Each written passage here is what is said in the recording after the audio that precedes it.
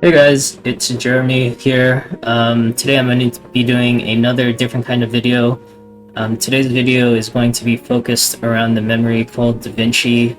It is probably the most important memory in the game, and you should definitely know how it works, because not only will it help you just kill stuff super easily, it'll definitely help you out in Warzone especially. And in Pain Cage, if you need that little extra damage in there, it can also help.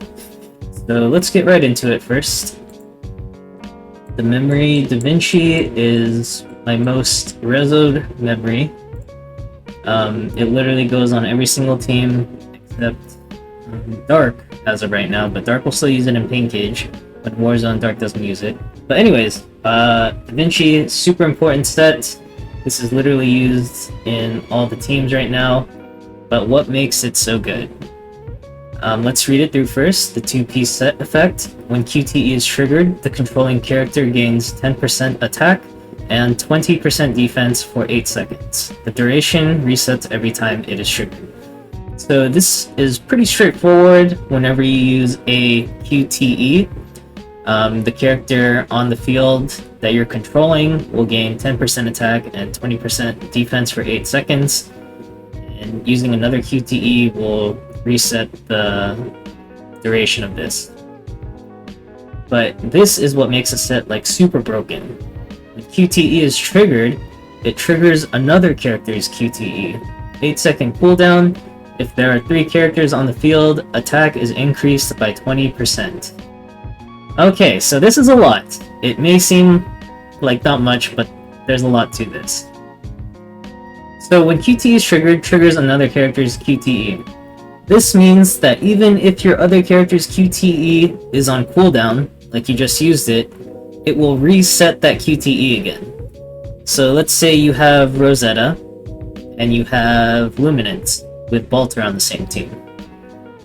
When Balter triggers the Rosetta QTE, and Rosetta does her QTE, and then she triggers Liv's QTE, Liv will reset Rosetta so that you'll have that tank passive and Rosetta defense shred on, let's say, 2 waves of Warzone instead of only 1. So that's already in itself super big. And it's on an 8-second cooldown, so you have to wait like maybe a few seconds before it actually does its effect of resetting the QTE. But usually this isn't too much of an issue as long as you get used to it. And the second part of this is that if there are 3 characters on the field, attack is increased by 20%. So this is a huge amount of damage that gets applied to all 3 members of the field. This means 20% more damage on not only your main character, but the 2 characters that QTE'd in will also have that 20% bonus, doing 20% more on their QTE. For right now, I'm just going to show you guys first how this interaction works and how to abuse your QTE reset.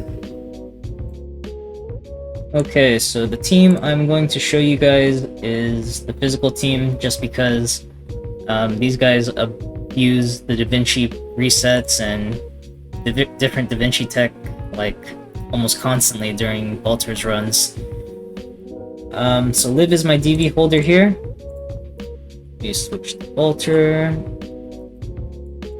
Alright, so let me get some blue orbs here, just so I can show this. Alright, so this is what's going to happen. I'm going to reset my Rosetta's QTE with Liv's Da Vinci proc. So what's going to happen is I'm going to enter Core. I'm going to press the blue first, just because I don't have 3 blues here. And then I'm going to press the reds, trigger Rosetta QTE, do my Bolt 1, and then I'm going to trigger Liv's QTE, which will reset Rosetta's QTE. So here we go. 4, blue, Rosetta QTE, enter 4, trigger Liv, and Rosetta is back up. So now I have Rosetta for this second field. So this is important because Balter's core, along with her first ultimate, will do massive amount of damage to whatever Warzone wave you're on, and it will most likely kill that wave. And so what do you do after you kill that wave? Well, you gotta deal with the next wave somehow, and just using a raw ult 2 on it isn't going to do much. You want to apply that defense shred and tank passes from Rosetta again. So that's why you usually want to DV reset there.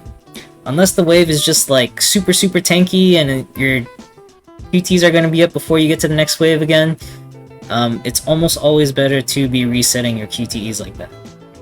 There is another tech that I lightly went over, which was the reverse DV tech. Remember the effect where when all three members are on the team are on the field at the same time, everyone gets a 20% attack bonus. Well, that's pretty much where this comes into play. It's just that you'll still be getting that even without triggering the Live Da Vinci yet. So you can go Rosetta into Live into Rosetta still while still getting the 3-man bonus. So this is how it looks like.